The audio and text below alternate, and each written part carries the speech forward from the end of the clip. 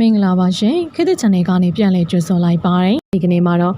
ကော့တောင်းမှာစစ်တပ်ကြောက်ချော်ရေးပွဲနဲ့ပူပေါင်းပြီးပြည်သူပိုင်းဥယျာဉ်ချမ်းမြေတွေကိုမတရားသိမ်းယူနေသူမြင့်လျုံပြစ်ခတ်ခံရပြီးသိဆုံးတနင်္သာရီတိုင်းကော့တောင်းမြို့နယ်မှာစစ်တပ်ကြောက်ချော်ရေးပွဲနဲ့ပူပေါင်းပြီးပြည်သူပိုင်းဥယျာဉ်ချမ်းမြေတွေကိုမတရားသိမ်းယူနေတဲ့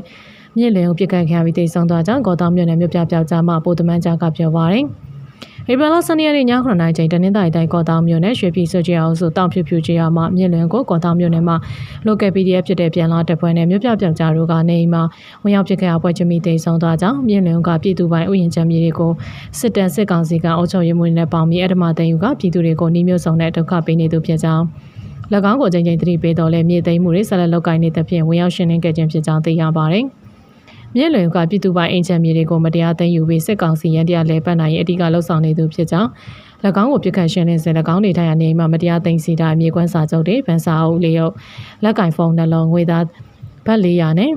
မြန်မာငွေ30တီတီဆက်သွယ်စကားပြောဆက်တုံးတို့ကိုသိမ်းစီရရှိခဲ့ကြောင်းသိရပါတယ်။ဝင်ရောက်ရှင်းလင်းပြစ်ခတ်ချိန်မှာအချိန်မရလိုက်လို့မှတ်တမ်းမယူနိုင်ခဲ့ဘူးလို့ကော့တောင်းမြို့နယ်မြို့ပြပျောက်ကြားပို့တမန်မှာရှင်းပြထားပါတယ်။တနင်္သာရီတိုင်းကော့တောင်းမြို့နယ်ရွှေပြည်စုကျေးအောင်စုတောင်ဖြူဖြူကျေးအောင်မှာပြည်သူတို့ကတော့မြင့်လျုံကစစ်တပ်အတွက်အမှန်တကယ်လုံးနေသူဖြစ်ကြောင်းအတည်ပြုပြောဆိုကြတော့လေမြေပြင်ချင်းတွေကိုတွားရောက်တည်ပြနိုင်ခြင်းတော့မရှိသေးပါဘူးရှင်။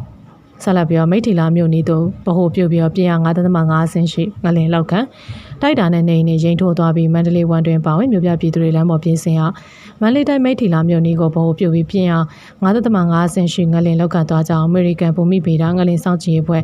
USGS ကသတင်းထုတ်ပြန်ပါတယ်။ယနေ့ဧပြီလ17ရက်နေ့မနက်8:55မိနစ်ချိန်မိထီလာမြို့နယ်ကိုဗဟိုပြုပြီးပြင်ရ 9.5 ဆင်းရှိငလင်လောက်ခတ်သွားကြောင်းအဆိုပါငလင်ကြောင့်မန္တလေးဝန်တွင်မြို့နယ်များပါဝင်မြို့အများစုမှာခန်းစားသိရှိရပြီးနေတိုက်တိုင်းဆောင်နဲ့ရင်ထိုးသွားကြောင်းသိရပါတယ်။ငလင်လောက်သွားရန်ကိုသိတာပါတယ်ကိုလည်းလမ်းပေါ်ပြေးထွက်တော့ကိုထံကလမ်းပေါ်မှာလူတွေရောက်နေပြီငလင်ကစတိုက်လုံနေရနေဘက်လောက်တော့တိကျင်းနဲ့ပြေးချိန်တာရှိသေးလို့တော်ပါသေးရလို့မန္တလေးမြို့မှာဒေသပြည်သူကပြောပါတယ်။ဝန်ကြီးမြို့မှာပြည်သူတို့ကလည်းယနေ့မနက်8:55မိနစ်ချိန်လှုပ်ခတ်ခဲ့တဲ့ငလင်မှာရခင်ကတက်ပို့ပြီးပြင်းထန်လာကြောင်းပြောဆိုပါတယ်။မြို့သားညွှန်ရေးဆိုရတဲ့သတင်းထုတ်ပြန်ချက်မှာတော့ယနေ့ဧပြီလ17ရက်နေ့မြန်မာစံတော်ချိန်မနက်8:54မိနစ်ချိန်မန္တလေးတိုင်းဝန်ကြီးမြို့နီးမြေအောက်နဲ့10ကီလိုမီတာပေါ်ကိုပြပြီး Register Scale 9.9 ဆင်းနဲ့အင်အားတင်ရှယ်မြင့်ငလင်တစ်ခုထပ်မံလှုပ်ခတ်ခဲ့ကြောင်းစကိုင်းငလင်ကျဲနောက်ဆက်တွဲငလင်ငယ်တွေဆက်လက်လှုပ်ခတ်နိုင်တဲ့အတွက်ငလင်ပေးဆောင်ရှောင်းသတိပြုအနေနဲ့အညီနေထိုင်ကြပါအသည့်ပေးချက်ထုတ်ပြန်ထားပါတယ်။မတ်လ28ရက်နေ့ပြန်9.9 ဆင်ရှင်ငလင်လောက်ခတ်ပြီးနောက်ပိုင်းငလင်ပေါင်း100ကျော်လောက်ခတ်ခဲ့ပြီးဖြစ်ကြောင်းစစ်ကောင်စီမိုးလေဝသနဲ့ဇလဗေဒဦးစီးဌာနကသတင်းထုတ်ပြန်ထားပါတယ်။နောက်ဆင်အားပေးကြတဲ့အတွက်ဒူပင်ကျေးဇူးတင်ရှိပါရရှင်။